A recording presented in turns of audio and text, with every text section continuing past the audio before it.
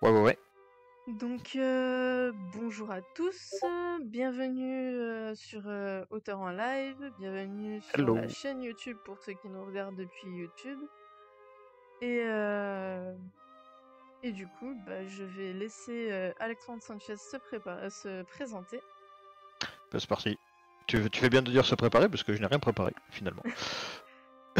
Du coup, comme elle vient de le dire, je m'appelle Alexandre Sanchez, j'ai 27 ans et je suis auteur de multiples ouvrages. Donc, je travaille autant pour la jeunesse que pour, va-t-on dire, les jeunes adultes. Et voilà, donc j'ai sorti une dizaine de romans et je suis actuellement en préparation d'un manga qui devrait être fini pour entre cet été et cet automne, j'espère tout du moins. Gros coucou à l'équipe s'ils sont là, puisqu'il me semble que ne serait-ce que l'assistante storyboardeuse devait venir. Ah, et je m'entends en écho, c'est génial. Je vais hop. Ah, mais si je fais ça, du coup, je n'entendrai pas la troisième personne qui vient de venir. Bon, ça ira.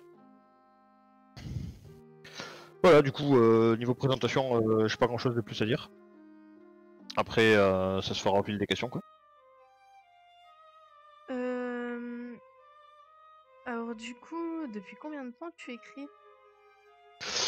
Alors, officiellement, puisque donc je parle vraiment depuis le mois où j'ai écrit mon premier bouquin, ça fait 4 ans, je pense qu'on tape solidement vers la 5e année.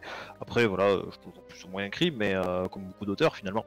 Mais bon, mon premier parcours, c'est du dessin. Je dessinais beaucoup quand j'étais au collège, au lycée. Bon, c'était rien de transcendant, mais j'adorais ça. J'ai commencé à écrire vraiment mi-lycée, donc genre fin seconde, début première, quand je me suis mis au roleplay, en fait. Et ça m'a donné le goût de l'écriture, et voilà, et de fil en aiguille, je me suis dit que les personnages que je créais pour les forums de jeux de rôle où je participais, ça serait pas mal de les mettre en scène autre part. Et suite à plusieurs déboires, donc entendre ici plusieurs essais de romans qui ressemblent plus à des fanfictions qu'autre chose, j'ai commencé à partir sur Imaginary Rebirth, qui était un format totalement différent de ce que je faisais à la base. Et nous en sommes là aujourd'hui, 4 ans, 4-5 ans plus tard, avec bientôt 4 tomes d'Imaginary Rebirth et consorts, puisque j'ai eu la chance de travailler pour d'autres maisons d'édition depuis. Donc ça s'est fait assez vite finalement. Euh, Alors du coup, tu as fait de l'auto-édition et de la maison d'édition, c'est bien ça? C'est ça. En fait, j'ai commencé en auto-édition. J'ai pris un peu le problème à l'envers quand j'ai terminé Imaginary Rebirth. Je me suis dit, j'ai pas envie de m'ennuyer à envoyer des manuscrits, comment dire, à, euh, à attendre un peu 6 mois, un an, dans l'espoir que quelqu'un me repère. Moi, j'ai envie qu'on me lise tout de suite, en fait. Et je me suis lancé dans l'auto-édition, mais vraiment absolument au hasard. D'ailleurs, l'anecdote assez marrante à ce niveau-là était que pendant mes démarches d'auto-édition, j'avais posté les premiers chapitres sur Wattpad. Donc bon, ils avaient fait très peu de vues, hein. Mais une maison d'édition à compte d'auteur, à compte de piège, comme on l'appelle dans le milieu, m'avait un peu lancé la carotte en mode ouais, on trouve que ce que vous faites c'est sympa et tout. Si vous voulez, on vous fait un contrat, machin et tout. Moi j'étais en mode ok, bah c'est facile finalement. Et bon, il s'est avéré que c'était un contrat où il fallait que je paie 3000 € pour sortir le bouquin.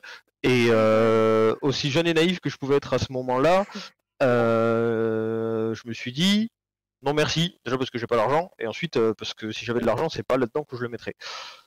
Et du coup, je suis parti en auto-édition. Que du coup, quitte à mettre des sous, je préférais que ça soit, je préférais que ça soit fait de ma main en entier.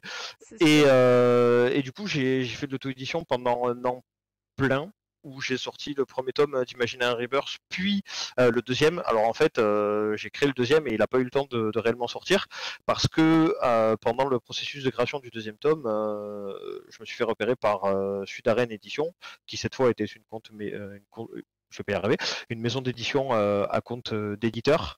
Et je les ai rencontrés sur un salon, je sais plus si c'était à Montpellier ou à Toulouse, mais je crois que c'était à Toulouse, où je tenais un stand moi-même en fait que j'avais payé de ma petite bourse.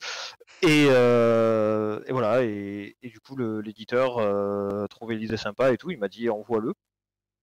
Et je l'ai fait, et 2 mois plus tard, il me proposait le contrat. Et c'est à partir de ce moment-là où j'ai quitté l'auto-édition et où je me suis pleinement lancé dans l'édition. Et de fil en aiguille, comme je le disais tout à l'heure, j'étais amené à travailler avec d'autres maisons, et voilà. Mais je pense quand même que le vrai starter, le vrai lancement, pour le coup, ça a été Sudarène. D'accord. Et du coup, quel genre tu écris le plus?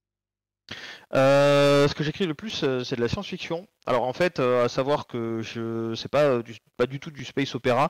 On est plus dans du voyage spatial. Moi, j'aime bien toutes les thématiques de monde parallèle, de réalité alternative, et je l'hybride avec la fantasy qui est mon genre de cœur, à défaut d'être le genre que je maîtrise le mieux en fait.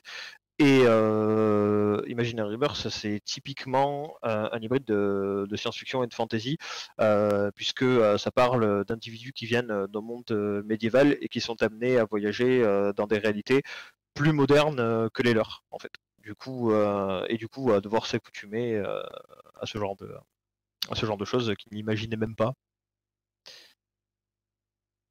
Donc beaucoup de SF, beaucoup de fantasy, et depuis l'an dernier des contes pour enfants. Alors là, on est dans un registre bien plus onirique. C'est toujours l'imaginaire hein, quand on y pense. Mais voilà, selon le public ciblé et selon mes envies et mes inspirations du moment, j'aime bien aborder un peu tous les thèmes de l'imaginaire. D'accord. Bah, du coup, je vais t'inviter. Alors, d'abord, bienvenue à Elisa Bart 77 qui nous a rejoint sur, sur la chaîne Twitch. Et du coup, Et salut à toi. je t'invite à nous présenter tes différents livres, sachant Mhm, que sur le stream, j'ai mis que les premières couvertures, enfin que les couvertures des premiers tomes. Et je mhm. crois qu'à chaque fois, c'est des trilogies, à part pour le conte pour enfants. Alors, en fait, c'est un peu plus compliqué que ça, mais je vais t'expliquer. D'abord, je vais juste répondre à Elisa Bart. Alors, en fait, la différence entre SF et fantasy, tout le monde y va un peu de sa petite. Tout le monde y va un peu de sa petite définition.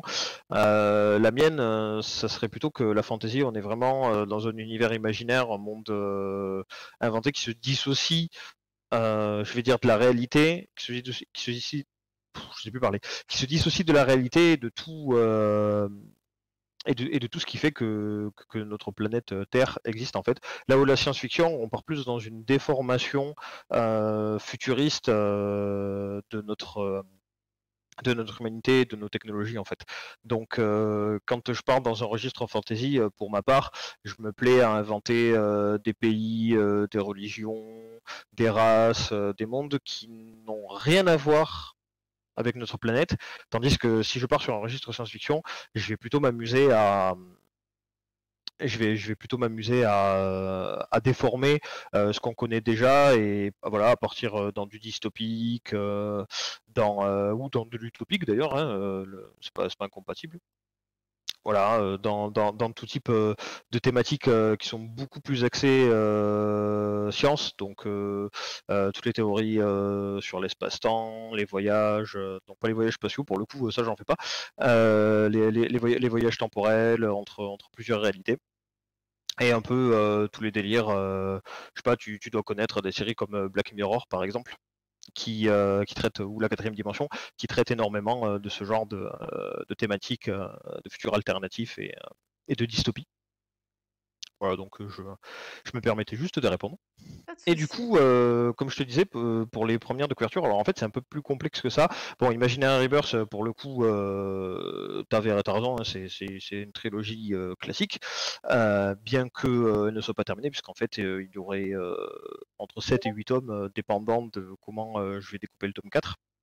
Et La Petite Terre est un tome unique. Et pour ce qui est des tomes donc de Fortnite qu'on peut voir sur l'overlay, en fait, c'est pas une trilogie. Chaque tome a son propre univers. En fait, emprunte des codes du jeu vidéo Fortnite du coup, mais chaque bouquin est une histoire unique avec une fin fermée. Voilà. Donc on peut pas vraiment parler de trilogie, on va peut-être plus parler de collection à ce niveau-là. D'accord. Voilà, et du coup, je vais aussi répondre à ta question initiale. Alors, je fais beaucoup de monologues, du coup, je m'en excuse platement. C'est à ça que Concernant sert Imaginary l'interview. Rebirth, de quoi? C'est à ça que sert l'interview, à te Oui, présenter. Et c'est surtout remarque. toi qui dois parler, pas moi. Remarque, c'est vrai. Du coup, concernant, je dis beaucoup du coup, concernant Imaginary Rebirth, comme je le disais, c'est un hybride de fantasy et de science-fiction. En fait, on va suivre l'aventure de Tobias, donc, qui est le héros principal du tome. Tobias, c'est un magicien qui fait ses classes donc depuis qu'il est enfant. C'est vraiment l'élève studieux par excellence. Il est très, il est très, très porté sur les études. Il est très scolaire, un peu pantouflard sur les bords. Lui, son but, c'est de devenir chercheur. Donc, il veut vraiment pas aller sur le terrain en fait. C'est un peu l'équivalent de nos laborantins, tu vois. Mais tout va basculer lorsque le jour de sa remise de diplôme, son mentor, qui était aussi son mécène d'ailleurs, va se faire assassiner devant des milliers de personnes sur le balcon royal, de la main d'un assassin invisible, qui va faire passer pour coupable une ambassadrice d'un pays allié qui se tenait sur les lieux au même moment. Et Tobias, grâce à ses capacités, il va voir l'identité du criminel et il va vouloir rendre justice. Sauf que tout ne va pas se passer comme prévu. Les enjeux derrière cet assassinat sont bien plus complexes et Tobias va devoir quitter sa vie de château pour fuir et tenter en même temps de comprendre le mystère qui entoure cet assassinat et tout ce que cela incombe parce que il va tout simplement apprendre qu'il est lié d'une manière ou d'une autre à ce meurtre en fait. Voilà. Donc Imaginary Rebirth, ça se découpe, comme j'avais dit, entre 7 et 8 volumes. Ça devait être moins à la base, mais l'histoire s'est étoffée et du coup, forcément, j'ai décidé d'aller plus loin. Je vois pas l'intérêt de tout serrer, hein. Plus il y a de tomes, plus c'est bien aussi. Donc ça, c'était pour Imaginary Rebirth. La Petite Terre, du coup, c'est un conte pour enfants. Donc ça se passe sur une nuit complète et on va suivre une petite fille qui est la version humanisée de notre planète en fait et qui en a marre de se faire maltraité par les adultes, donc à coup de pollution, de réchauffement climatique, de chasse et de tout ce qui peut heurter notre monde en fait. Et elle va décider d'emporter tous les enfants de la planète pour les amener sur la Lune pour qu'ils n'aient pas à subir le sort qu'elle subit. Sauf que les enfants ne veulent pas quitter leurs parents et plutôt que de suivre la petite Terre, vont décider de la raisonner. Et pour réussir à la raisonner à elle, il va falloir d'abord raisonner les adultes et les inciter à arrêter de s'en prendre à elle. En fait. Donc, sous ces airs un peu écologistes, la petite Terre, c'est surtout un voyage onirique en fait, c'est un récit spirituel qui n'est pas engagé, parce que ça je le précise, c'est important, c'est pas du tout engagé, c'est pas en mode gros l'écologie c'est bien, les autres ils sont méchants. On est vraiment sur le point de vue se partage entre un enfant, donc c'est à la première personne, hein, donc c'est le point de vue littéralement du lecteur qui se retrouve embarqué, et de la petite Terre dont le mental va changer peu à peu étant donné que les enfants ont pour mission de raisonner tout ce beau monde en fait et de faire le bouclier entre les adultes et la petite Terre pour que le conflit cesse. Voilà. Donc c'est un récit illustré que j'ai fait avec mon collègue Olivier Tzine, qui est donc dessinateur professionnel, voilà, avec qui je travaille sur divers projets. Et pour terminer, les romans Fortnite, alors ça c'est un peu plus compliqué. C'est un peu plus compliqué. Les deux premiers tomes de Fortnite donc, sont des histoires de science-fiction classique, donc elles ont toutes les deux leur propre personnage, leur propre univers. Ce qu'il faut retenir, c'est que ça se passe dans le jeu vidéo de Fortnite, donc c'est décliné de plusieurs façons. Ça peut être les enfants qui vont entrer dans cet univers, ou au contraire, ça peut être l'univers de Fortnite qui va collapser, se mélanger avec la réalité. Il peut y avoir plein de choses, voilà. Et la légende du Nouveau Monde, qui est celui que tu as placé sur l'overlay, c'est un livre dont vous êtes le héros. C'est-à-dire que à l'inverse d'un roman classique, il y a plusieurs fins et tu dois réussir à te frayer un chemin vers les bonnes fins pour éviter de perdre la partie. Donc je crois qu'il y a je crois qu'il y a entre 20 et 30 fins, je ne saurais pas te situer, je vais dire 20 par mesure de prudence. Et voilà, et puis tu as le choix d'incarner plusieurs personnages, donc c'est pas des personnages que tu fabriques, c'est ton avatar, et tu vas trouver, donc comme dans une vraie partie de Fortnite, tu vas trouver ton inventaire au fur et à mesure, tu vas battre. Tu vas battre les ennemis que tu vas rencontrer, et là le but n'est pas de finir premier de la partie, mais bel et bien de sauver le monde. Voilà. Mais ça doit être compliqué du coup à écrire un roman, enfin en tout cas différent, Ouais, écrire ce genre les de... livres dont vous êtes le héros, c'est un peu bizarre. C'est pas dur en soi, mais ça demande beaucoup de logique. C'est un peu complexe dans le sens où, alors moi, à titre personnel, quand je travaille un livre dont vous êtes le héros, je vais d'abord faire les plans sur papier, ce que je fais jamais d'ordinaire, puisque je travaille sur ordinateur, donc tout est dans ma tête. Mais livre dont vous êtes le héros, c'est tentaculaire quand même. Ça demande beaucoup de réflexion en amont, surtout que quand je travaille avec Omake Books, je les salue d'ailleurs s'ils passent. Quand je travaille avec eux, j'ai souvent des contraintes de signes, donc je ne dois pas dépasser un certain nombre de mots, je ne dois pas dépasser un certain nombre de pages, ce qui fait que, en plus de maximiser de façon efficace le nombre de fins pour que la rejouabilité du bouquin elle soit optimale, je dois faire en sorte que ça tienne dans un format qui est finalement assez minimaliste, puisque les livres dont vous êtes le héros que je travaille avec eux, c'est du entre 30 000 et 50 000 mots, donc c'est entre du 150 et 250 pages à la grosse louche. Là où un tome d'Imaginary Rebirth, ça en fait presque 600 pour donner un comparatif. Du coup, c'est très tentaculaire. Je fais toutes les routes. J'imagine toutes les routes. Je les dessine à l'écrit. Alors là, j'ai pas d'exemple sur moi. D'habitude, j'ai toujours de la paperasse qui traîne, mais là, j'en ai pas. Mais bon, c'est tout un embrouillamimi de schémas, de traits, de cercles. Sous chaque trait, on voit des chiffres donc qui correspondent au nombre de mots idéaux que je voudrais mettre par segment. Et on se retrouve avec 120, 130 chapitres qui font entre 60 et 500 mots chacun. Et dont le but est de faire entre 30 000 et 50 000 mots selon ce qu'on m'impose en fait. Du coup, c'est pas simple. Par contre, c'est très sympa. Alors là, j'en suis à mon troisième, parce que le deuxième que j'ai fait avec eux, ils sont en avril.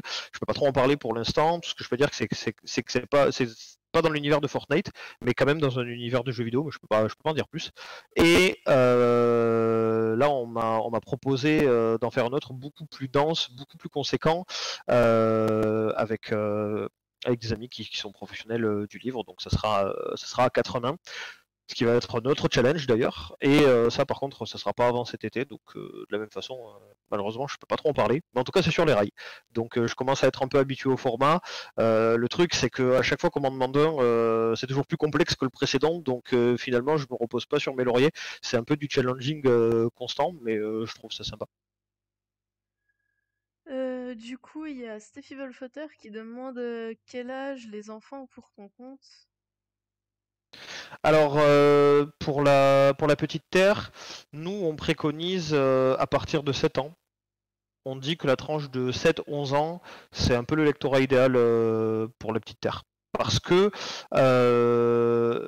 bon, il y a pas mal de textes, mais ça c'est propre à chaque individu. Il y a des gamins de 7 ans qui vont mieux lire que des gamins de 10 ans, je veux dire, ça dépend de plein de facteurs.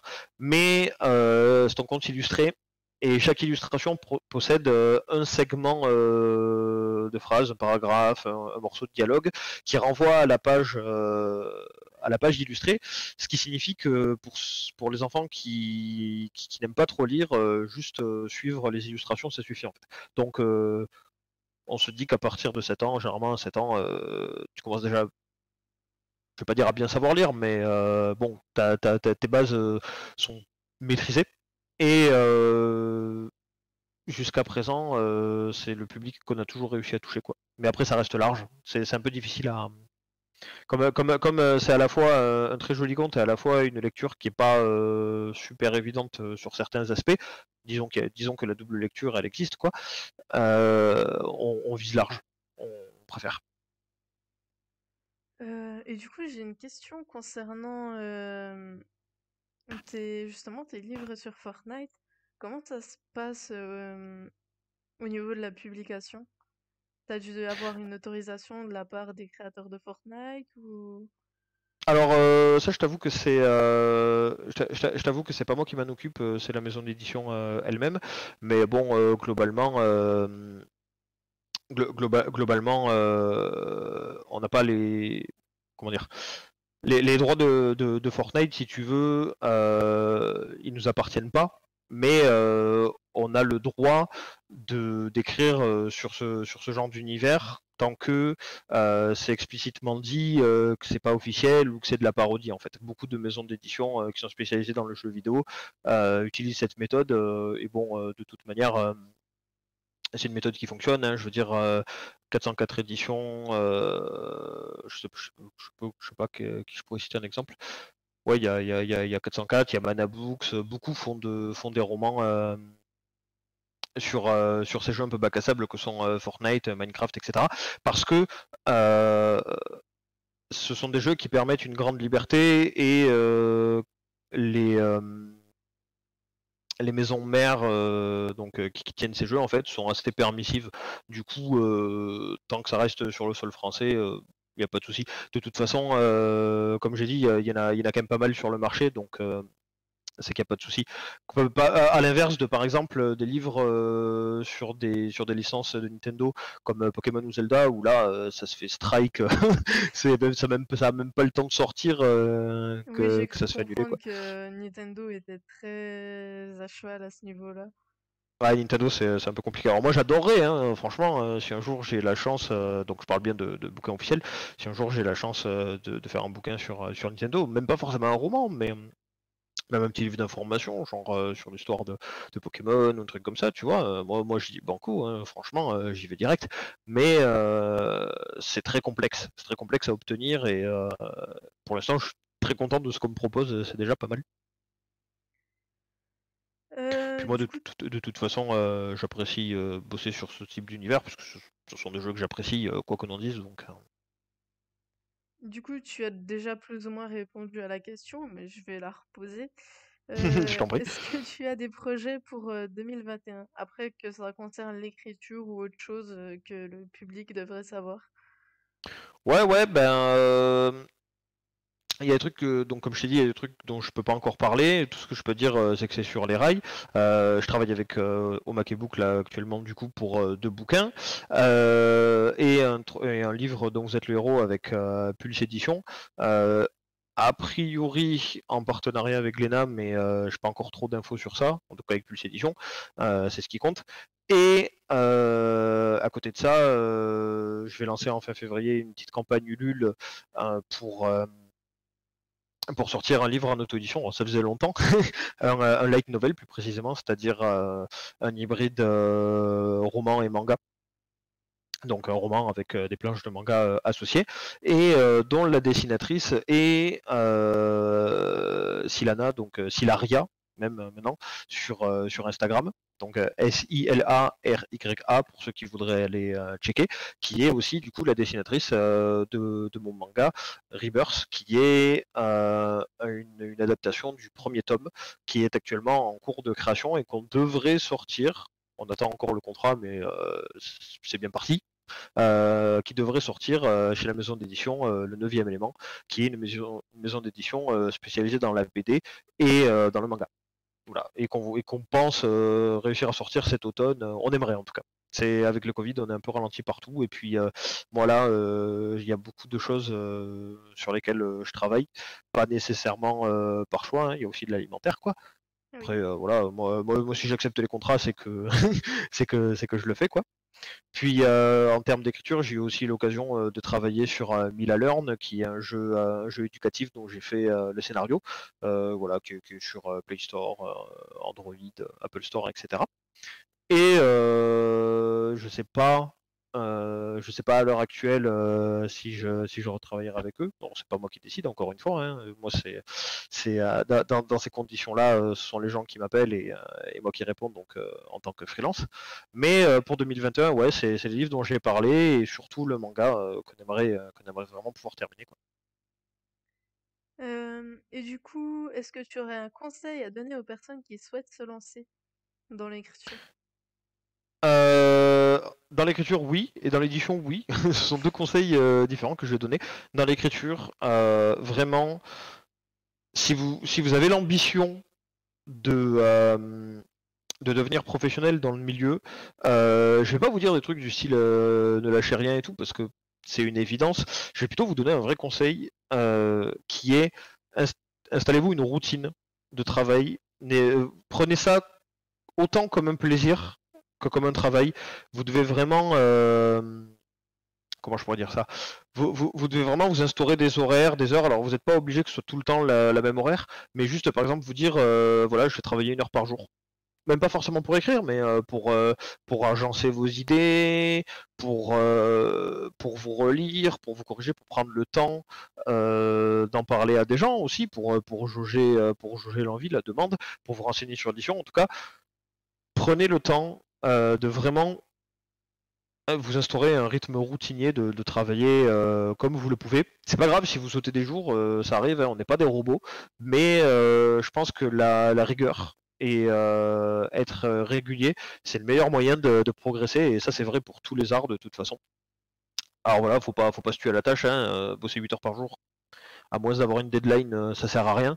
Mais en tout cas, selon moi, le plus important, c'est vraiment d'y aller à fond, quand on se sent d'y aller à fond et d'y aller plus tranquillement quand on a moins envie, mais de toujours faire un peu en fait. Et au niveau de l'édition, je n'aurais qu'un conseil, lisez bien vos contrats. Et si une maison d'édition vous demande de l'argent, vous fuyez. Ça ne sera jamais une bonne chose. Et si vous êtes tenté par l'auto-édition, gardez à l'esprit que vous devrez être multicasquette, vous devrez être l'auteur, l'éditeur, le diffuseur, le distributeur, vous devrez faire le graphiste, vous devrez tout faire. Par contre, c'est un sentiment qui est génial quand on arrive au bout. Moi, je trouve ça trop bien. J'ai plus de vibe maintenant à l'idée de me dire je vais refaire un livre en auto-édition, c'est bête, hein, mais c'est vrai, à refaire un livre en auto-édition plutôt que de me dire bon, bah, je vais sortir un autre livre en édition classique. Voilà, je connais le feeling, je sais ce que c'est. L'auto-édition, c'est très gratifiant parce que c'est un travail que vous allez faire vous-même de A à Z. Par contre, ça veut dire que vous allez devoir investir, ça veut dire que vous allez devoir tout gérer vous-même. L'effort de visibilité, ça va être le vôtre.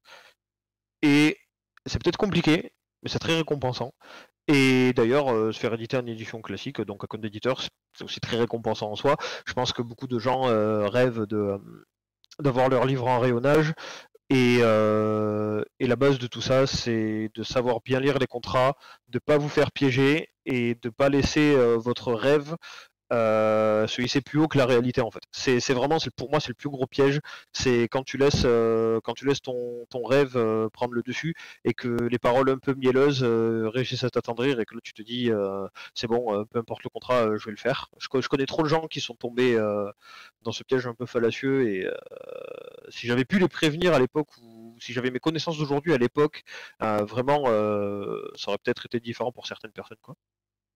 Et surtout que, bah, pour le coup, les éditeurs, comme ça qui surtout font passer leur maison d'édition, à compte d'auteur à compte d'auteur, qu'ils les font passer, à com pour des soi-disant comptes d'éditeurs.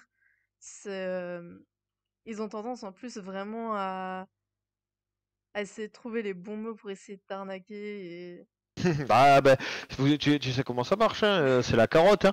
De toute manière, tu sais, il y a des gens qui se disent ouais, moi j'ai pas envie d'aller en petite maison d'édition, moi je veux viser les grosses. Ok, pourquoi pas, hein. De toute façon, on a tous tout le monde a sa chance, hein. Le mythe comment dire, le mythe du jeune auteur, pour moi, il n'existe pas tant que tu fais du bon taf, même si t'es pas nécessairement reconnu. Je veux dire, tout le monde a sa chance d'entrer dans des maisons plus ou moins grosses, mais les petites maisons, généralement, elles sont de facto plus familial. Et voilà, par exemple, Sudaren, bah, c'est assez famille, quoi. L'éditeur, il est sympa. Les gens, ils sont très sympas entre eux. On se voit toujours en salon et tout. C'est une ambiance. C'est aussi une ambiance. Et quand tu es dans des plus grosses maisons, c'est peut-être un peu plus l'usine, tu vois. Hmm. Mais en même temps, tu as plus de visibilité. Alors c'est toujours des partis pris. Il faut, c'est bien de définir aussi ce que tu veux en tant qu'auteur. Est-ce que tu cherches la célébrité? Est-ce que tu veux juste être lu? Est-ce que tu veux en faire ton métier? Est-ce que tu veux que ça reste un hobby? Il y a plein de questions comme ça que les aspirants écrivains ne se posent pas nécessairement. Et je veux dire, moi le premier, à l'époque, j'en avais rien à foutre, quoi. Je pouvais autant envoyer à Gallimard que à n'importe quoi. Je citerai pas de nom de petite maison d'édition, j'en ai pas qui me viennent à l'esprit. Mais je pouvais envoyer, j'aurais voulu envoyer n'importe où, tant que j'étais pris, c'était cool, quoi. Après, j'ai appris qu'il y avait l'auto-édition qui existait et j'ai un peu ravisé mon jugement. Mais dans les faits, beaucoup d'aspirants écrivains ne pensent pas à ça, en fait, parce que ce ne sont pas des notions intuitives. Les gens ne se demandent pas nécessairement comment l'édition fonctionne, et c'est des rouages qui sont complexes et jamais trop à notre avantage, il faut le dire aussi. C'est pour ça que l'auto-édition, ça cartonne d'ailleurs, hein.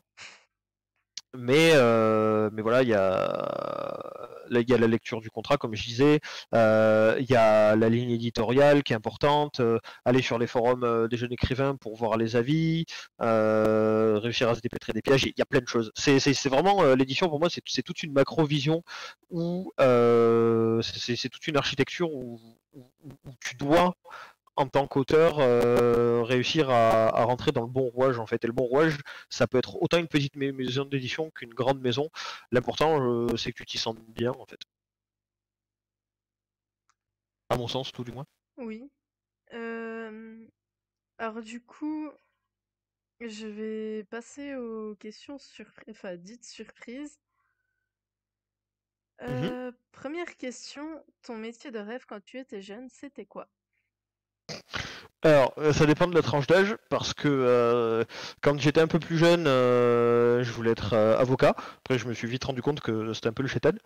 Et quand j'étais vraiment très jeune, mon métier, mon métier de cœur, alors je pense que ça relève un peu l'âge payé en moi, mais mon métier de cœur, genre, je voulais absolument être boucher. Genre, me demande pas pourquoi, hein, mais quand j'étais enfant, je rêvais sur ma vie entière, je rêvais d'être boucher.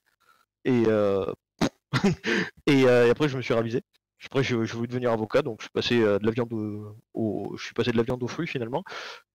Et je suis devenu écrivain, alors que ça jamais, mais jamais, été mon ambition, jamais. Maintenant oui, du coup, forcément. Mais à l'époque, enfin, tu me demandes, tu vas voir Alexandre 12 ans, tu lui dis ouais, tu kifferais être écrivain, et je te regarderai et je te dirais mais frère, j'arrive à peine à écrire mon nom, genre je suis dyspraxique, qu'est-ce que tu veux que je sois écrivain finalement. Et et voilà où on en est. Donc de boucher à écrivain, un parcours incroyable, hein, s'il en est. Du coup, deuxième question, quel est l'endroit où tu te sens le mieux? L'endroit où je me sens le mieux, euh, chez moi.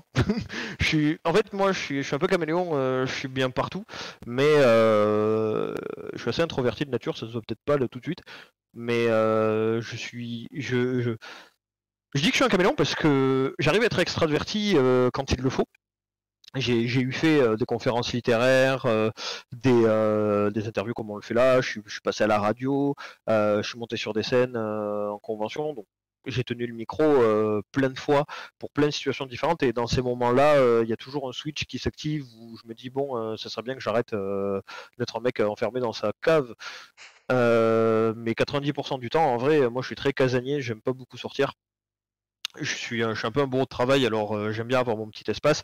Là, voilà, là, on est dans mon nouvel appart, puisque j'ai emménagé avec ma copine il y a peu, et j'ai insisté, j'ai dit, moi, je veux ma pièce à moi, je veux mon endroit pour travailler, et je veux mon endroit où je peux m'isoler.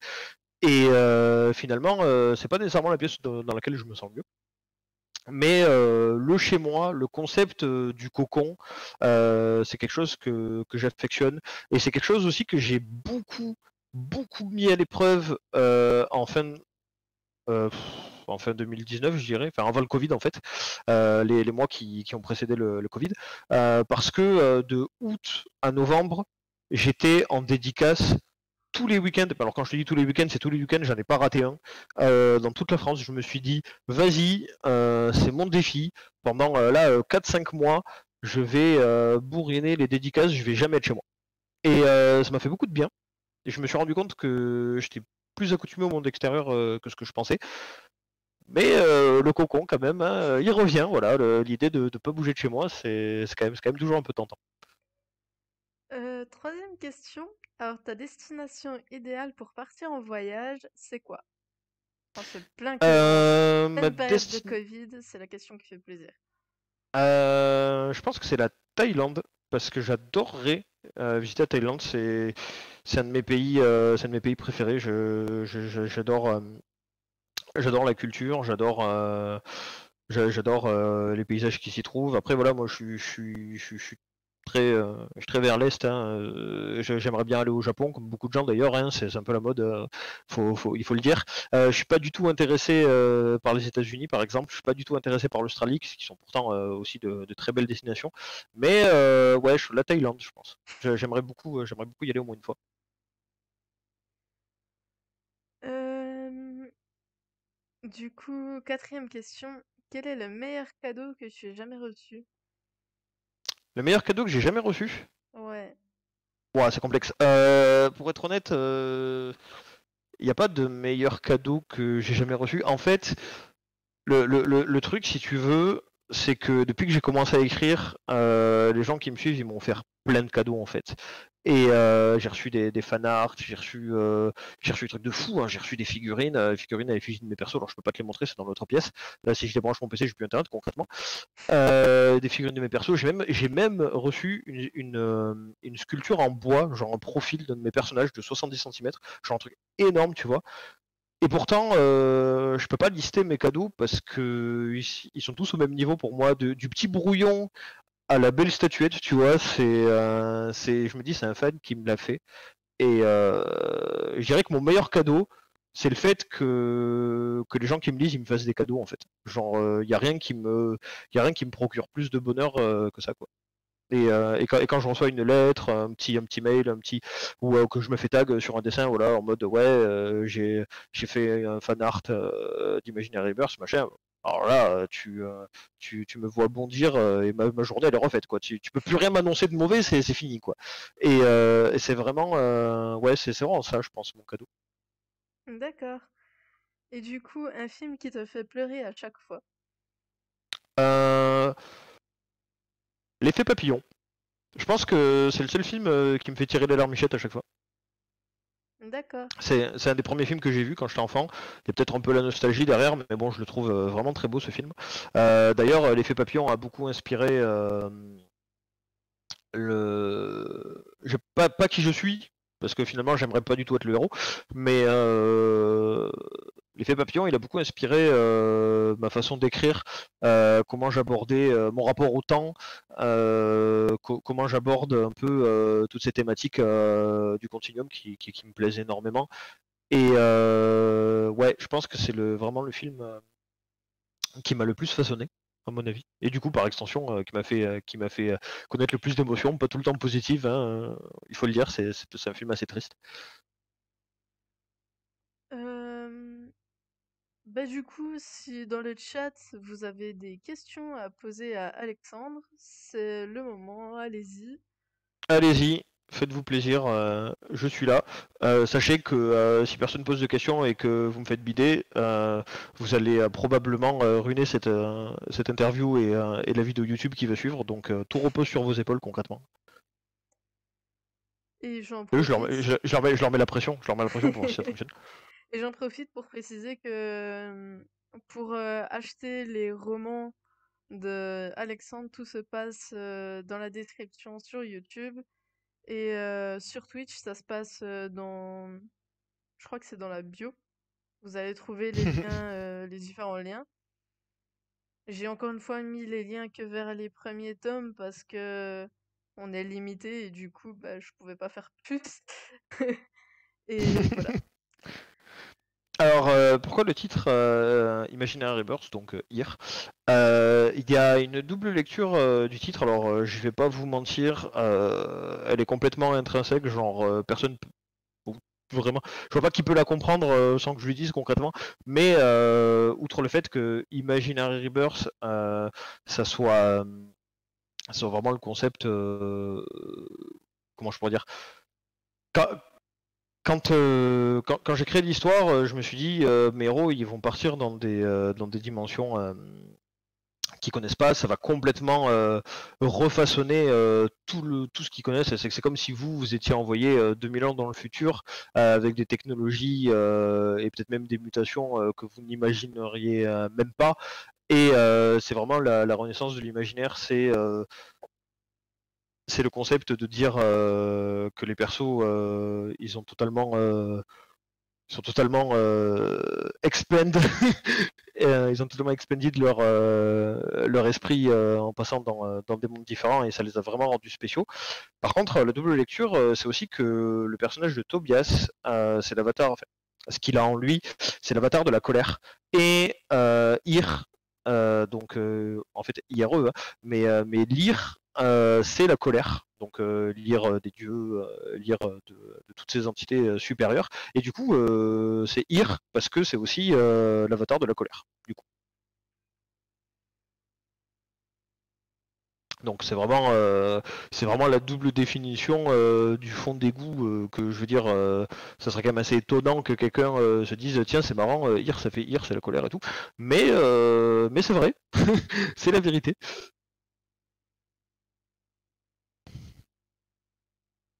Le fameux micro-ondes à particules. Ah oui, le fameux micro-ondes à particules. Je crois que je vois de quoi tu parles.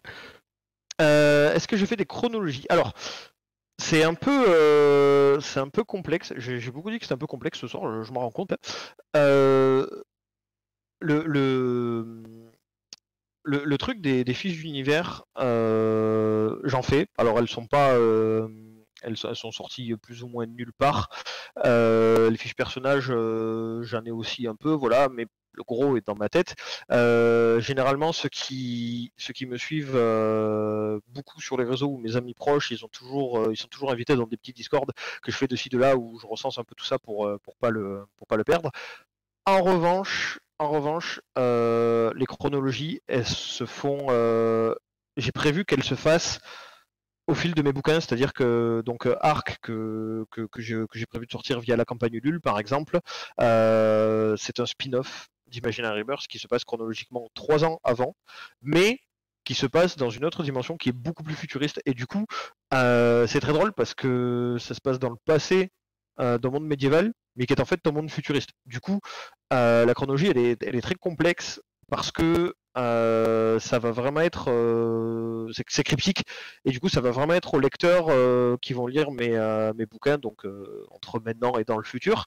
Ça va être à eux de retrouver la chronologie par rapport aux indices que je vais distiller dans l'un et l'autre bouquin. Par exemple, dans le tome 3 d'Imaginary Rebirth, il y a un moment où tu as un personnage qui appartient à Arc, qui va dire que ça fait 3 ans depuis la dernière fois qu'il s'est battu, ce qui signifie que la fin de Arc, c'était il y a 3 ans, avant le début du tome 2, voire du tome 3 d'Imaginary Rebirth. Et du coup, la chronologie, elle est complexe parce que elle est cryptique. Je donne pas de vraie date.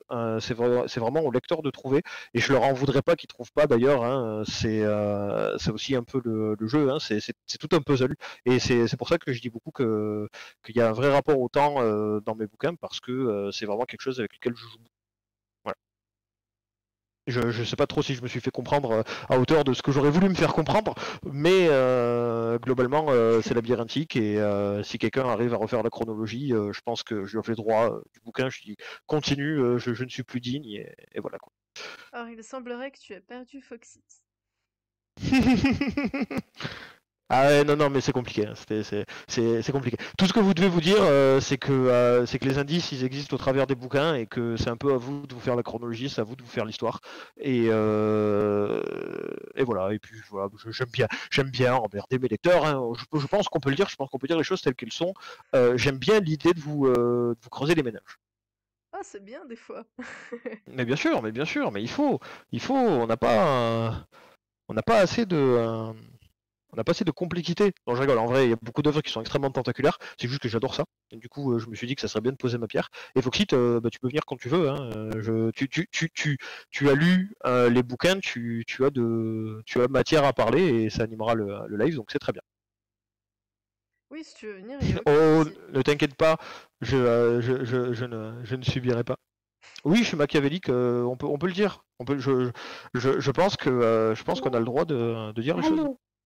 Et salut à toi! Mais Alors comme ça, on menace le chat. Alors comme ça. Eh bien oui, qu'est-ce que tu vas faire? Tu vas faire quoi contre ça? Eh ben, d'abord.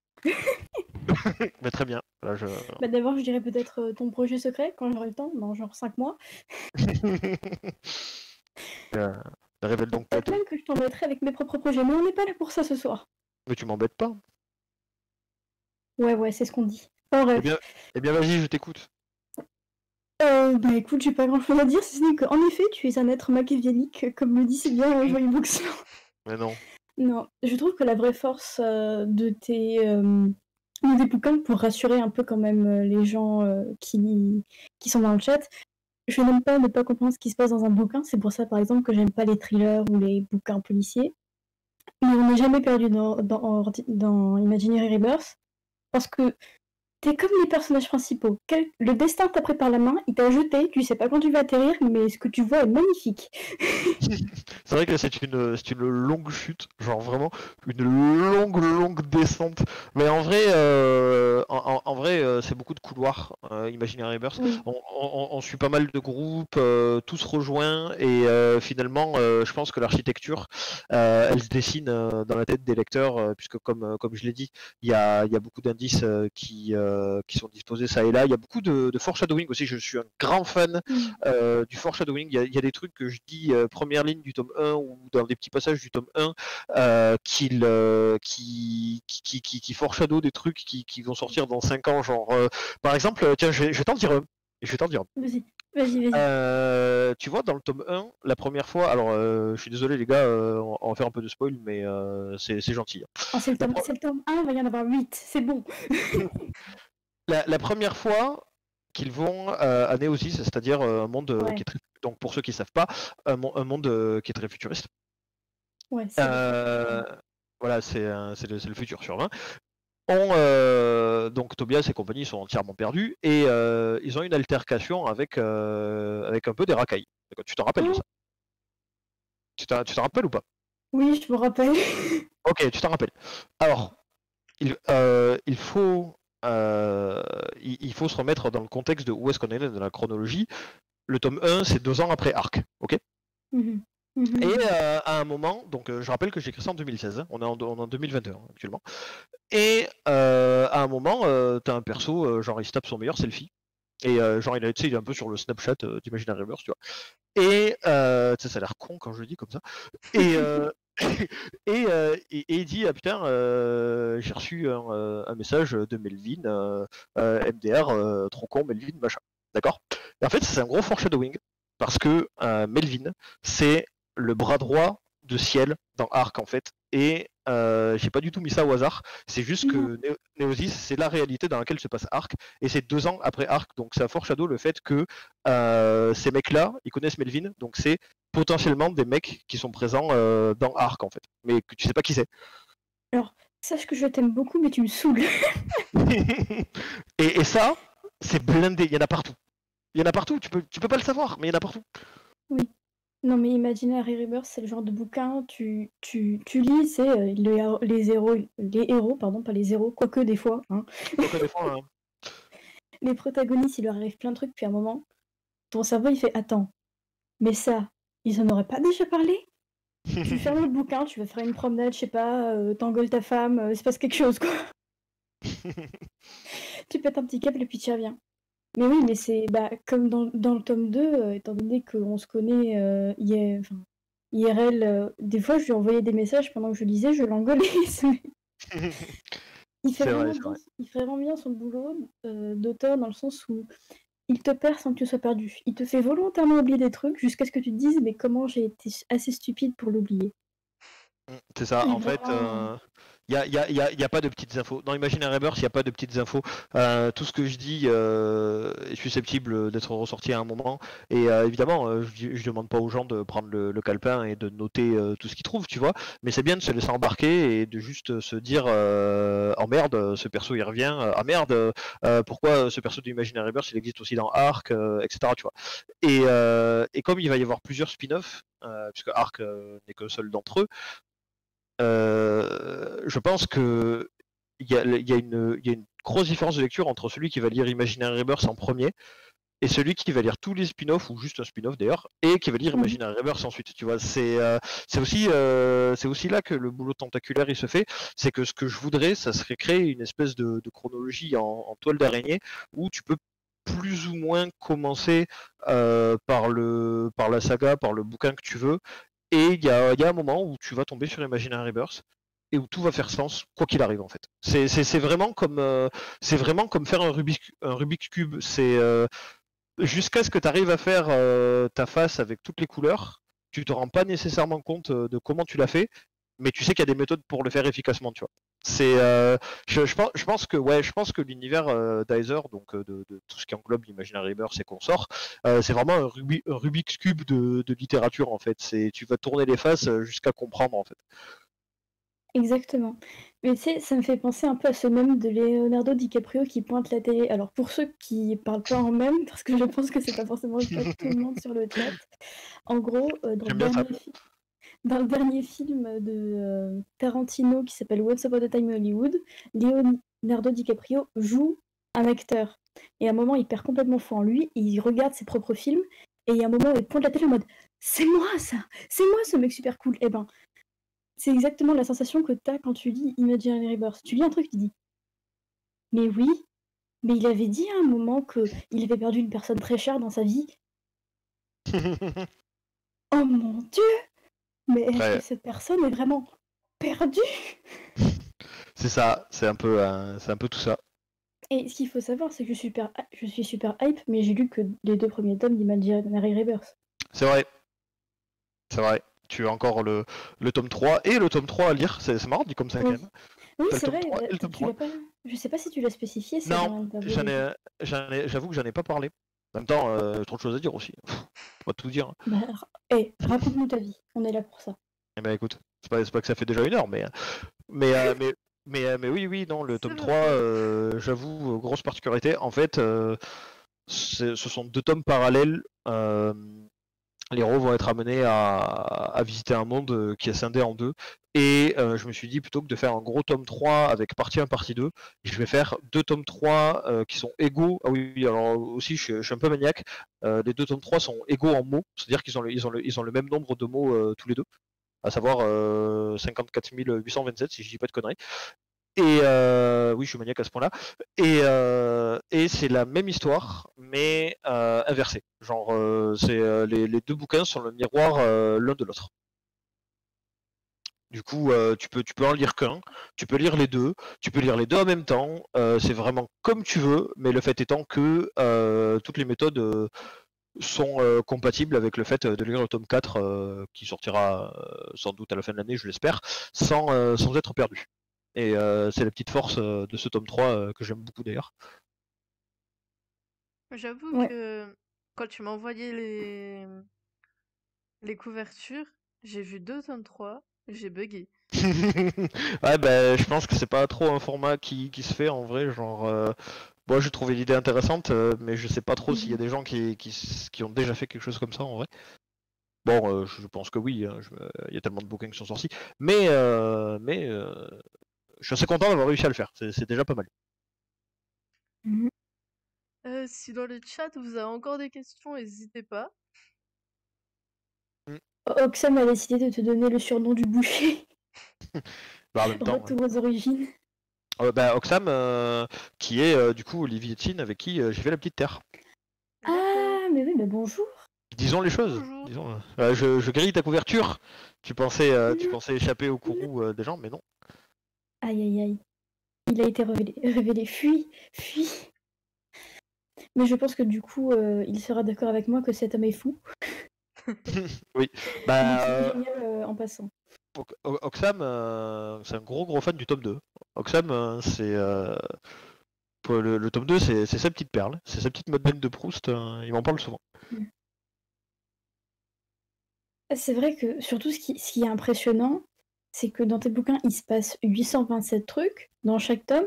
C'est-à-dire qu'il y a des moments où tu sais, les héros, bah, c'est un peu comme tu joues dans un jeu vidéo, c'est le stage où il doit devenir un peu plus fort, mais sinon, c'est quand même assez rapide, assez vivant. On est au tome 2, la quête principale, c'est toujours 0, hein. Ah oui, bah écoute, est-ce que la quête principale n'est pas finalement un prétexte? Est-ce que c'est pas une vitrine Ah non, mais pour des moi, à un trucs moment, bien plus En même, intéressants? En vrai, c'est un peu une vitrine, hein, on va pas se mentir. en même temps, même dans les jeux vidéo, c'est le cas, hein. Tu prends Skyrim, je suis oui. sûre que la plupart des joueurs, ils sont déjà à level je sais pas combien avant d'avoir commencé, ne serait-ce que Ah mais il y la en a, quête principale. ah mais il y en a qui font même pas la quête principale, hein. Mm. Moi, ma copine, genre elle joue de ouf à Skyrim et si elle a fait, si elle fait les 10 premières quêtes principales, déjà bien quoi. Elle a toutes les classes niveau je sais pas combien, elle a acheté toutes les maisons du jeu, elle a rien à foutre. Mais alors, aller battre Alduin, rien à branler quoi. C'est vraiment.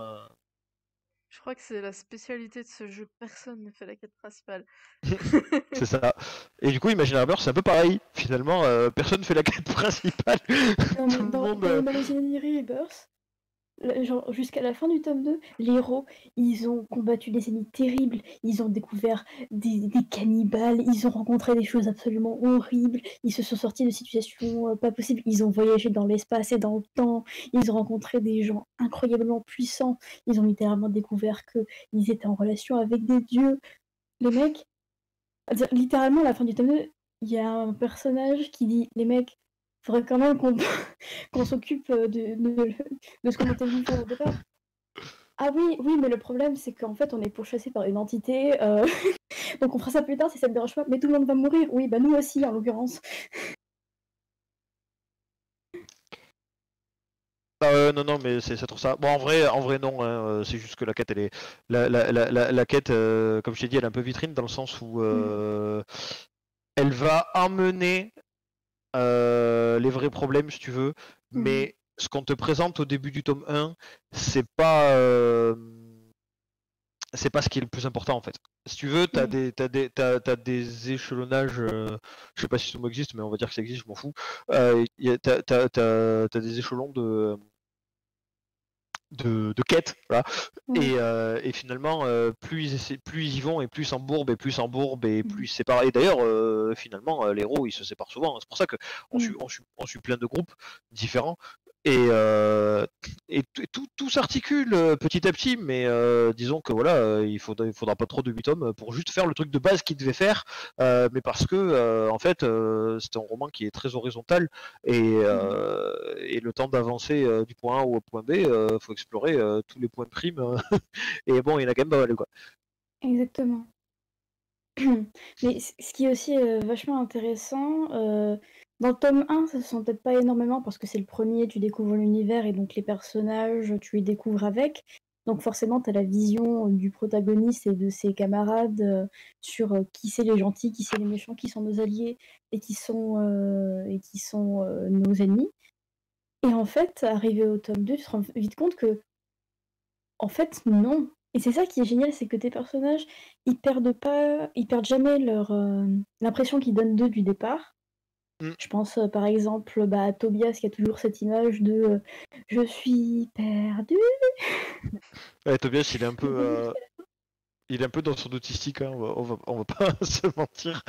Mais non, non, ouais, il est un peu chez père, mais oui, oui, bah de toute façon, ce sont des héros qui sont très naturels, qui luttent contre ce qu'ils ont à l'intérieur d'eux, Ouais. mais qui sont très naturels. Et du coup, je fais pas du tout d'escape game parce que j'aime pas ça en fait. Des JDR, j'en ai eu fait très longtemps. Maintenant, c'est moins ma tasse de thé parce que bah, déjà j'ai plus le temps, je peux plus m'investir dans des grosses campagnes et je préfère être joueur que maître du jeu. Mais j'ai fait beaucoup de JDR à l'époque. C'était surtout au lycée. Au lycée, je faisais une blende de JDR et puis d'ailleurs, je commençais sur des forums de roleplay de toute façon. Donc, c'est ce qui a guidé le JDR. C'est très marrant qu'on fasse la distinction entre roleplay et JDR parce que ça veut littéralement dire la même chose, mais les gens l'associent à deux. Les gens l'associent à deux trucs différents. Mais du coup, du JDR, ouais, beaucoup, beaucoup, beaucoup. Pas autant que certains hein, que je connais, mais quand même pas mal. Ouais. Ah, tu viens de me briser le cœur, j'adore les escape games. Ah ouais, non, moi vraiment, je peux pas, faut réfléchir, c'est chiant quoi. Genre, c'est bon, quoi. Laissez-moi tranquille, je suis là pour jouer quoi. Je suis pas là pour être intelligent. Mais Alors, cette phrase, que quelqu'un l'encadre. non, mais c'est vrai.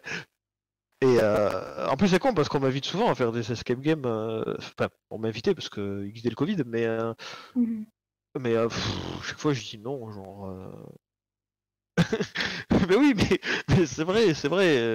Je fais trop d'efforts au quotidien. Je peux pas être intelligent tout le temps. C'est trop dur. C'est trop de pression. Alexandre, calme-toi, on ne te demande pas d'être intelligent, tout va bien. Mais non, je sais bien. Mais J'extrapole. du coup, le truc intelligent que tu fais, c'est que dans le tome 2, on découvre vraiment que tous les personnages sont vraiment gris en fait. Même les héros qu'on suit depuis le début, au bout d'un moment, tu te dis, mais en fait, ils ont aucun remords. Au début, ils font les gentils en mode je veux pas me battre, et puis à la fin, Kamehameha dans ta bouche, et puis on verra ce que t'en penses. Hein. C'est ça. Bah en fait, au début, ils étaient un peu timides et puis après, ils se sont dit, en fait, je vais mourir si je le fais pas, donc il serait peut-être temps que je me réveille, quoi. Et mais t'as quand même des personnages qui vont choisir toujours un peu la solution pacifiste. Jared, étonnamment, c'est le premier à pas vouloir Oui. se battre. Et Tobias, il est un peu pareil. Alors qu'Eleanor, par contre, c'est Vla la brute, genre. Eleanor, c'est l'héroïne de guerre. C'est à partir du moment où tu donnes la possibilité de fracasser quelqu'un, t'inquiète pas qu'elle va le faire. Et, C'est vrai. et Magica, c'est un peu pareil, mais pour elle, Magica, c'est un peu un chaton, tu vois. Genre, elle va te casser la gueule, mais c'est juste un jeu, tu vois. C'est C'est affectif. trop drôle de tuer des gens finalement. Et, On a et du coup, foutu feu à ma maison, mais c'est pour rire. c'est ça. Tu as pensé à faire ces univers en JDR? Eh bien, oui, en fait. J'aimerais beaucoup le faire. Le truc, c'est que de la même façon que le reste, j'ai pas le temps, en fait. Parce que un JDR, c'est encore autre chose que Lisons, vous êtes le héros. Ça demande des règles, des codifications bien précises que je maîtrise pas nécessairement. Après, il y a des formats de JDR qui conviendraient très très bien à Imaginary Rebirth, je pense. Je pense notamment au format Star Wars, genre les JDR Star Wars. Je trouve que ça va bien avec Imaginary Rebirth. Donc, je parle vraiment des règles. Et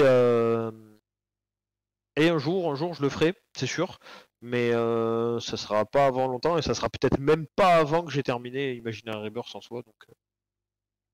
Donc si à tout moment en 2022 je dis ouais je vais sortir un livre de JDR, là partez du principe que j'ai tout abandonné, genre que mais ça viendra, c'est je pense que pour un univers qui est fourni comme Imaginary Rebirth, c'est une comment je pourrais dire ça? Pas une constante, mais c'est un cheminement logique en fait. Mhm, mhm. Maintenant, il faut que ça trouve son public aussi, ça c'est encore autre chose. Oui, bah, je pense que au fur et à mesure de chaque tome et de l'univers étendu autour, tu finiras bien par trouver des gens fans de JDR que ça va intéresser. Ouais, bien sûr, de toute Puis même façon. au-delà de ça, t'as plein d'univers qui se sont transportés au JDR qui n'avaient pas forcément une communauté énorme, mais qui, une fois arrivés au JDR, ça a été la folie. Hein. Et dans l'autre sens aussi. Le truc, c'est que si je veux faire un bouquin de JDR, tu vois, je voudrais vraiment que ce soit genre vraiment un livre trop beau, tu vois, avec plein d'illustrations Ouais. comme celle d'Imaginary Rebirth et tout, mais Mhm. on va partir sur une base de 5000 € le bouquin, tu vois, et donc à la création. Et c'est pas que je les ai pas, hein, attention, mais j'avoue que c'est pas ma priorité, quoi. Oui, bien sûr. Mais un jour, je vous gratifierai d'une belle encyclopédie slash JDR. Vous allez pas le voir venir, ça c'est sûr. Disons que c'est pas comme si tu manquais d'idées ou de projets en ce moment, quoi. Non, je t'avoue que je suis même un peu saturé de projets, mais bon, c'est pour le mieux, hein, de toute façon, c'est ce qui fait vivre. Oui. C'est vrai parce que toi, tu es un auteur qui ne vit que de ses écrits, ou alors, si j'ai pas tout compris, peut-être. Mais... Bah, actuellement, oui, je reconnais, tout va bien. Le truc, c'est que je sais que ça sera pas éternellement comme ça. Mhm. Là, j'ai la chance de travailler avec pas mal de maisons, ça, je l'ai déjà dit au début. J'ai la chance de travailler avec pas mal de maisons, j'ai la chance d'être payé pour ce que je fais. Et c'est un bonheur. Alors évidemment, c'est pas tout le temps ce que je voudrais faire, tu vois, mais ça laisse moins de place au projet personnel, va-t-on dire. Mais c'est vrai que grâce à ça, je peux exercer pleinement mon activité et le maintien de mes projets passe vraiment énormément par ce biais. C'est trop important, tu vois. Si je bossais dans des délires style des usines ou autre, je serais trop claqué en rentrant et je pourrais pas bosser. Donc, si tu veux, pour moi, c'est le mieux qui puisse m'arriver. Maintenant, je profite du fait que ça m'arrive pour travailler le plus possible parce que ça sera peut-être pas tout le temps comme ça, quoi. Sûr. Après, c'est des opportunités que tu te donnes la peine de saisir. Oui, Ouais, c'est oui, ça. oui, bah, bien sûr, bien sûr. De toute façon, ça tombe jamais tout cuit dans la bouche. Hein. Mhm. C'est beaucoup de travail, voilà. Oui. Le monde de l'édition, c'est pas facile. Pas du tout. Amélie, as-tu quelque chose à dire? Là, comme ça, je dirais que non. Après, si toi, tu as encore quelque chose à dire, il n'y a pas de souci. Si dans le chat, vous avez encore des questions à poser, c'est le Bah, moment s'il y a aussi. s'il y a des choses qui se disent dans le chat, il n'y a pas de souci. Puis sinon voilà, Et hein, moi, il n'y a pas de, si y a pas de si lézard. quelqu'un souhaite venir avec nous parler un petit peu, il n'y a pas de souci aussi. C'est Mort pas le moment, promis. n'hésitez pas. Pas trop en tout cas.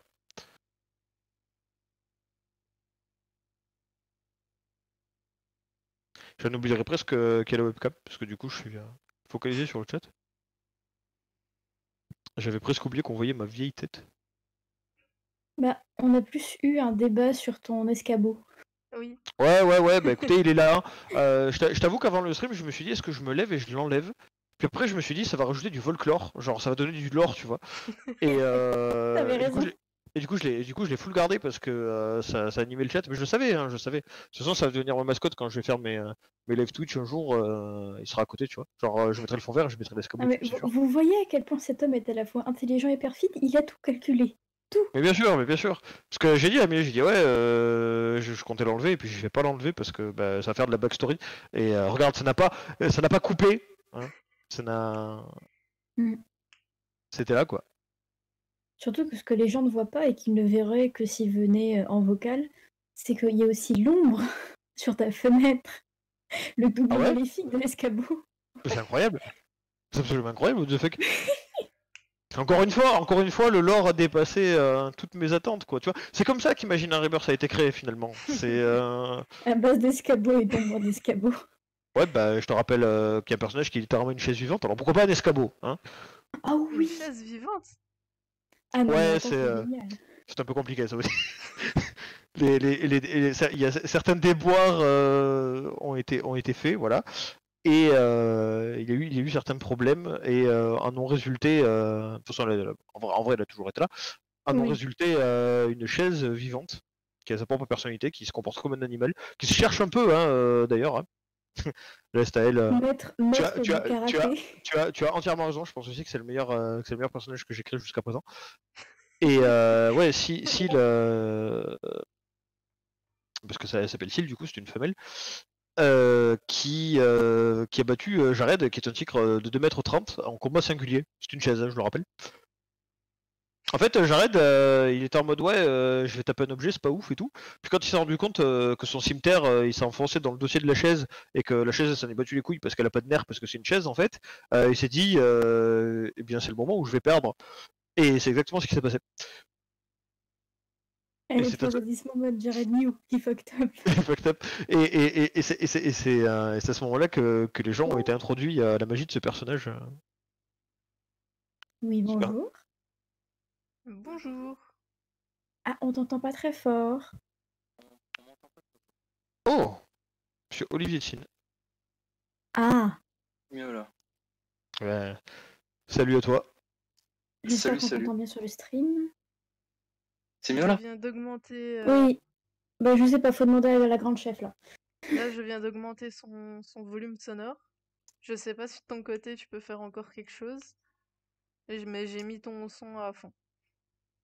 Ok, bah de mon côté, je suis à fond aussi. Bah du coup, c'est bon, on t'entend parfaitement. Et ok, super. Si jamais le chat peut dire si on entend parfaitement, c'est bien aussi. Et du coup... Ok, bah parler, je dois surtout intervenir parce que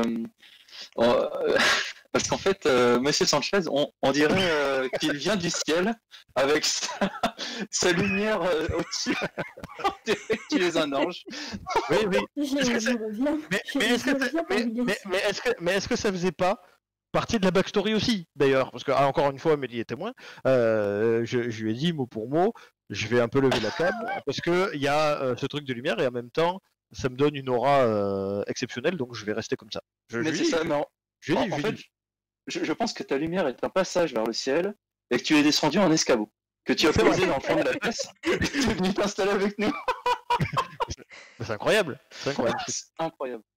Alors Est-ce du que coup, quelqu'un pourrait répondre à Stéphie? eh ben oui, bah, je vais le faire. Et du coup, dans quel état? Dans l'état actuel des choses. Voilà. Il y a pas eu de différence entre le moment où j'ai écrit ce passage et le moment où je te parle. C'est moi au naturel. Et pour Au lieu de répondre. parler avec... Vas-y, pardon. Non, vas-y, je t'en prie. Après, je parlerai. J'allais dire qu'au lieu de parler avec Olivier, il parlait tout seul devant un miroir et il a inventé, il m'a dit la réponse comme ça en mode oh regarde, il y a un reflet d'escabeau, ah mais trop bien, je vais faire un bouquin là-dessus. Mais je parle toujours tout seul. Olivier, il n'existe pas. Hein, c'est juste mon ombre. Hein. Genre, il est là, tu vois. Il est de l'autre côté du miroir. Mais du coup, de facto, je suis aussi son ombre. D'ailleurs, je suis aussi son reflet dans le miroir. Oula, je me suis retourné, j'ai rien vu, heureusement. Heureusement, hein, t'imagines? T'aurais bien aimé. Hein. En train de faire des pauses de Wi-Fi, là, ça va être incroyable. Et du coup, qu'est-ce que j'allais dire? Oui, Joyeux, du coup, qu'est-ce qui t'a inspiré pour la création de tes univers et personnages? Alors en fait, je t'avoue que c'est un peu métaphorique, mais oui, métaphysique, je veux dire. Mais moi, je suis très inspiré par la musique. J'écoute beaucoup de musique de tous les genres. Et j'ai pas d'inspiration directe pour un personnage, c'est-à-dire que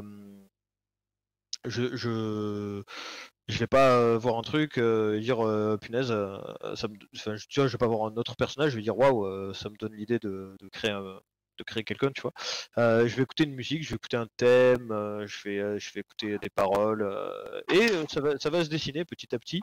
Alors après, c'est peut-être pas vrai pour tout parce que pour reprendre l'exemple de Seal, qui est une chaise vivante, je le rappelle, je suis pas super certain de ce que j'ai écouté à ce moment-là, hein, on va pas se mentir. Mais oui, ça passe beaucoup par la musique et j'en ai toujours un peu dans les oreilles, quoi. Du coup, mes univers, ils sont très oniriques, hein, ils sont très, ils ont tous un thème un peu différent et c'est très guidé par ce que j'écoute en fait.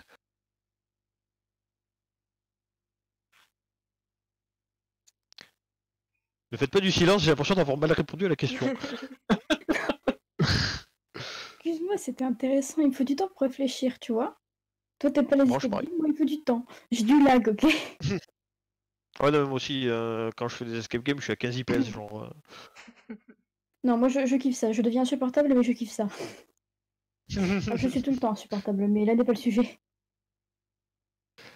Mais du coup, voilà. Donc, bah de rien, je t'en prie. J'ai pas de méthode particulière. J'ai toujours fait au feeling en fait. Hein. Alors après, comme je disais, il y a beaucoup de foreshadowing, genre. En fait, j'ai plein de persos et j'aimerais bien en mettre le plus possible. Et du coup, je suis toujours très content quand je peux réussir à en intégrer. Le but, c'est de pas faire un dégueulis en fait. Hein. C'est pas d'en foutre à l'appel et que les gens ils s'en souviennent plus. C'est pas pertinent. Mais des petits rappels de temps en temps, des petits indices distillés de temps à autre, que les gens ils fassent le rapport d'une saga à l'autre et qu'ils se disent punaise, c'est le même perso. Je pense notamment au personnage de Ciel, qui est littéralement un antagoniste d'un Imaginary Rebirth, et le protagoniste principal de Arc. Voilà, c'est ce genre de choses que j'aime bien faire en fait. Ouais, j'avoue que quand Ciel a débarqué dans le tome 2, j'étais en mode mais je le déteste, je veux pas le voir. Puis quand j'ai appris qu'il avait sa propre série, j'étais en mode bon d'accord. Finalement, je veux bien le voir en fait. Ouais, c'est ça. Moi j'ai une question. J'ai une question. Est-ce que le duc de Hir, est-ce que c'est un peu la personnification du boucher que tu aurais voulu être? Ouais, J'ai j'avoue. mal à la tête. Est-ce que c'est pas un peu la personnification de certains membres de ma famille, finalement, que je ne citerai pas. Non, je rigole, bien sûr, je rigole. Oh, je connais pas C'était ta pas ma famille, c'est question. méchant. Mais non, pas du tout. C'est une private joke avec Olivier, hein, il sait très bien. Mais c'était pas ma question. Voilà. Eh bien, je ne répondrai pas à ta question. Est-ce que ça te va? Non, mais bon, je vais faire avec. Hein, c'est ton interview après tout. Bon, bah en tout cas, sur ces mots, je pense qu'on a fait le tour. Hein. Oui. Mm. Mine de rien, 1h15 d'interview. Ouais, j'avoue qu'on s'est un peu laissé aller, mais... Au pire, tu repasses un de ces quatre. Hein. Oui, oui, Au je pense pire, que je tu peux tenir pourras- 1h15 sans problème encore, hein. Y a pas de souci. Au pire, tu pourras revenir pour la sortie de tes prochains livres qui sont prévus pour 2021. Ouais, on va faire un retour dans 6 mois. Que seront-ils devenus? Alors oui, Joyau, mes bêta lecteurs sont exclusivement mes proches en fait, que ce soit autant la famille, donc bon, la famille qui s'y intéresse, parce que c'est pas, j'ai une grande famille, donc du coup c'est pas tout le monde non plus, et surtout mes amis, donc Olivier d'ailleurs hein, qui est là présent parmi nous, subit souvent le joug de lire mes bouquins à l'avance. Hein. Il a lu les tomes 2 et tome 3 avant tout le monde notamment. Et d'autres personnes qui ne sont pas ici, mais qui clairement, j'essaie d'avoir beaucoup de bêta lecteurs et surtout j'essaie que ce soit toujours les mêmes parce que comme l'histoire est un peu tortueuse. Oui, famille latine, oui, mais exactement en fait.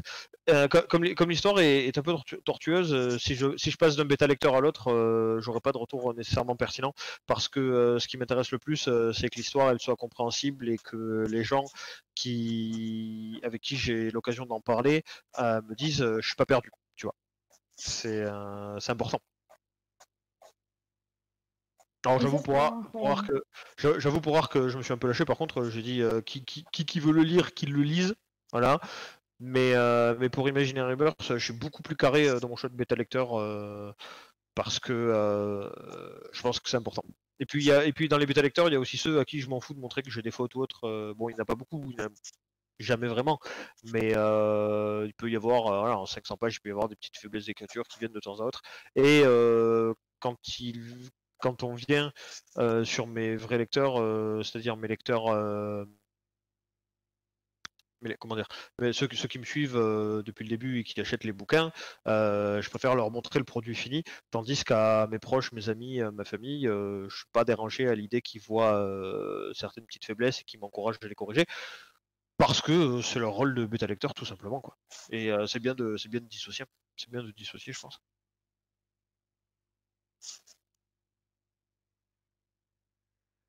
Du coup voilà. Mais du coup, je propose qu'on arrête là. Ouais, bien sûr.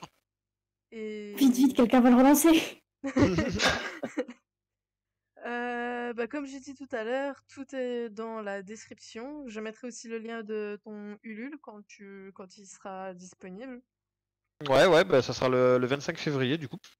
Du coup, le 25 février, tu me l'envoies, je le mets en description. Et, Yes. et voilà, tout ce que si jamais vous êtes intéressé, tout est dans la description. N'hésitez pas à vous abonner à la chaîne YouTube. N'hésitez pas à venir, si vous nous regardez depuis la chaîne YouTube, n'hésitez pas à venir sur Twitch, c'est quand même plus drôle. Et, et voilà. Et voilà. Et n'hésitez pas à venir sur le Discord aussi. Parce que le Discord, c'est bien. Bien, Bon argument. et bien merci à toi. Et merci à vous deux d'être venus pour faire la conversation. Ouais, c'est une bonne interview. Bah oui. Et je crois que tu as battu le record de l'interview la plus longue. Ouais, j'avoue qu'on a un peu forcé, hein, du coup. Mais en même temps, t'as battu le record d'audience aussi, donc quelque part... Oui. Ah bon? T'es sûr de ça? Ah bah t'as doublé l'audience habituelle. Je sais pas, moi je t'avoue que mon compteur est bloqué à 3 en fait, donc moi en fin d'interview il y a toujours moins de gens, mais en général, en début d'interview on était jusqu'à 20 je crois. Bonne soirée, Joyau. Moins, mais... Ah oui, quand même, hein. On est bien monté, ça va. Bah ça me fait bien plaisir. Eh bah écoute, à une prochaine. À une prochaine, et je vous redis merci, et puis bonne soirée à tous les trois. Ouais, ciao ciao. Et comme j'ai dit, n'hésite pas à revenir une fois que tu auras sorti tes prochains livres. Bah avec plaisir, hein. De toute façon je suis sur le Discord, donc je me réinscrirai à ce moment-là et je ferai regardez, j'ai sorti 10 autres livres, et si nous en parlions pendant 1h30. Pas de soucis. Ça sera marrant, tiens. Aucune Allez. exagération. Oui, c'est bien le problème. Du coup, voilà. Du coup, je n'ai rien à dire de plus. Coupez-moi ce stream, donc ça devienne awkward.